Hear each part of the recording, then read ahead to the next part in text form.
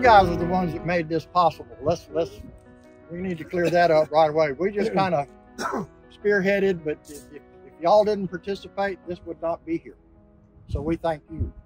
Well, we did love Joe Gilchrist. Yeah, we did. No doubt about it. And he loved us right back. I know. That's it. And not only us, Yeah. but lots of other people. Oh yeah. And he went out of his way to help us. He did that. Thanks for his helping and serving with the military, the veterans. Oh yeah. He loved Yeah. the veterans. You know what I mean? United.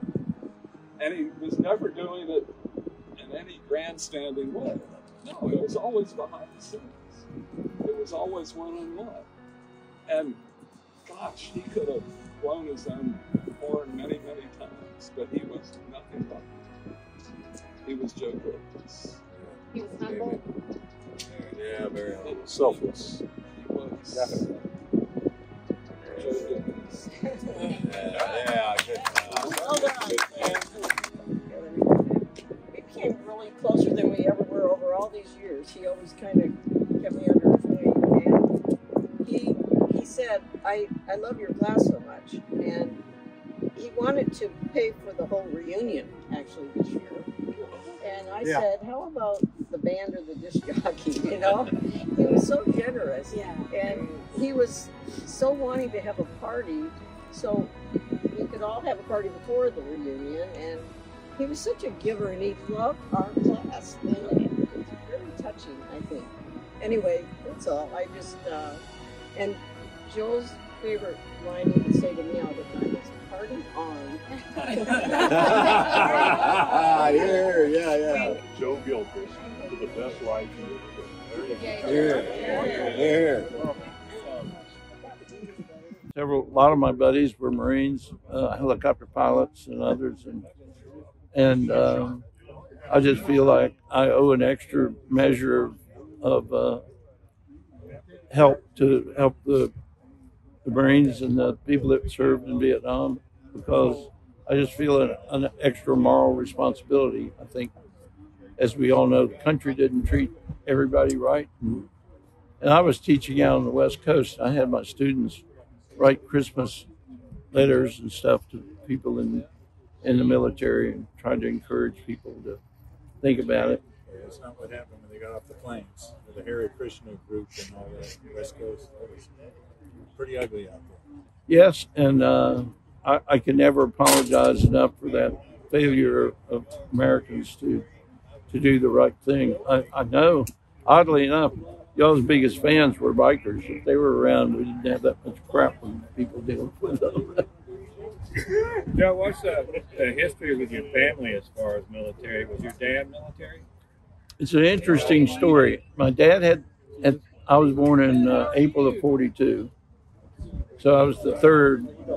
And my dad was working for DuPont at the time as a purchasing agent. He was purchasing stainless steel, like 1/4-inch and 1/2-inch pipe.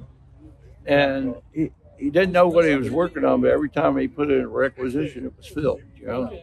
Before computers, can you imagine allocating all these things through society, everything from concrete to steel to booze? Everything was under control. So he ended up finding out at the end of the war his draft deferments were based on him working on the Manhattan Project, and he had no clue. Well, Like he so many others. was fighting for the war just the same. He was a patriot during those days, which many Americans were. So. Yeah, but since both my brothers Navy officers, I tried to get into. I told him I was in Navy ROTC at Auburn, and after 2 years, they said, "There's no friggin' way you'll ever graduate. So we're going to take you out of the program." And finally, after an extra year or so, I did finally get out. And I feel so fortunate. I was telling somebody, I used to have this guy's Corvette that I mentioned earlier because he owed so much money on it, he couldn't sell it.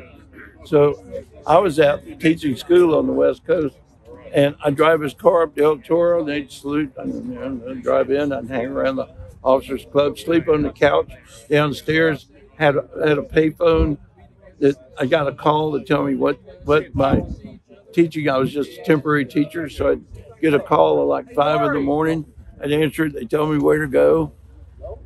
It was an amazing world, and I was very happy when my buddies got back. One of them ended up doing a couple of years at Air America. Yeah, but I think I told him earlier, the guy that owned the Corvette, I don't know if I told you the story, but I'd send him pictures of me with a couple of girls and the snow in the background and Gatlinburg. It's 110, he's getting shot at. It's a wonder he didn't come back and pinch my head off. On